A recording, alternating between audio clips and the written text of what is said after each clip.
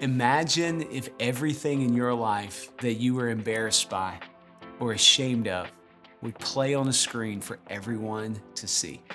That's a pretty sobering thought, isn't it?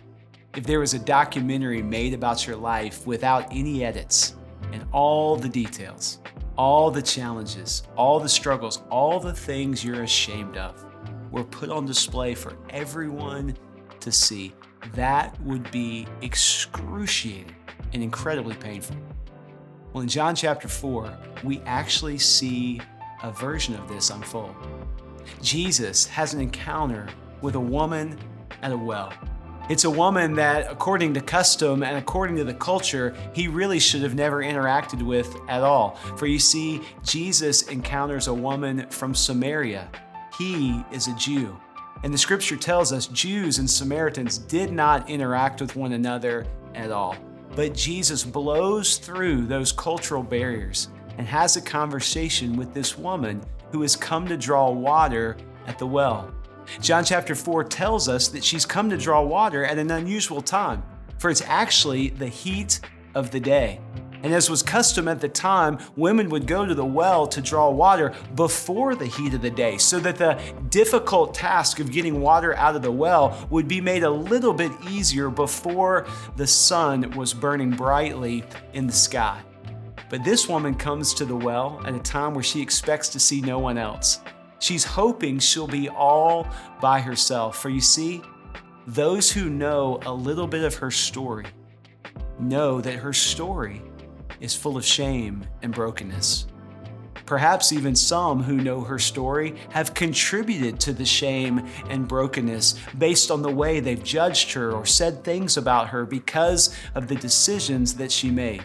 The Bible tells us in John 4 that this woman has had many broken relationships. In fact, Jesus, as he's talking to her and telling her who he is and telling her what he can provide for her, says to her, "Go and grab your husband, bring him back here so that we can have this conversation." And the woman responds and says, "Well, I don't have a husband." And Jesus, who knows her story, knows every detail, knows the documentary that is her life, looks at her and says, "You're right.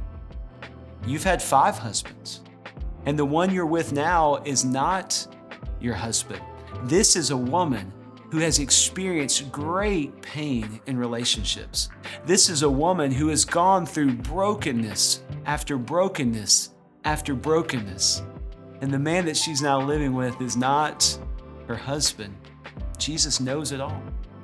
And yet, as this woman hears the good news of Jesus and what he offers her, what is called the waters of life, the stream of life, the river of life, living water, it provides for her an opportunity to receive grace.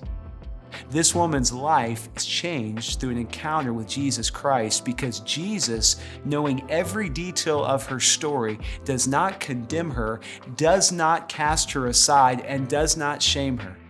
But he looks at her, knowing all the details of her story, and says, "You can have a new life. You can have living water that will change your life altogether if you will trust in me." At the end of this story, we see in John's account something absolutely incredible. I want to read it in John chapter 4, verses 28 and 29. It says, "The woman left her water jar after speaking with Jesus and went away into town and said to the people, 'Come see a man who told me all that I ever did. Can this be the Christ?'"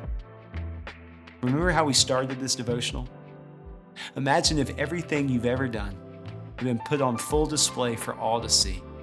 Imagine if a documentary was made about your life with all the gory details and all the things you are ashamed of. What a horrible thing to consider. Unless your life has been covered with the grace of God through Jesus Christ. This woman says to the people of her town, "I just met a man who knew every detail of my story, and it was a beautiful thing because he offered me living water, and he offered me grace, and my life has been changed. This is the good news of the gospel. Amazing, beautiful grace for all who trust in Jesus. He knows all of your story, but through his forgiveness and grace, if you trust in him, you will not be put to shame, but you will be invited into the gift of living water that provides nourishment for your soul through the gift of Jesus Christ.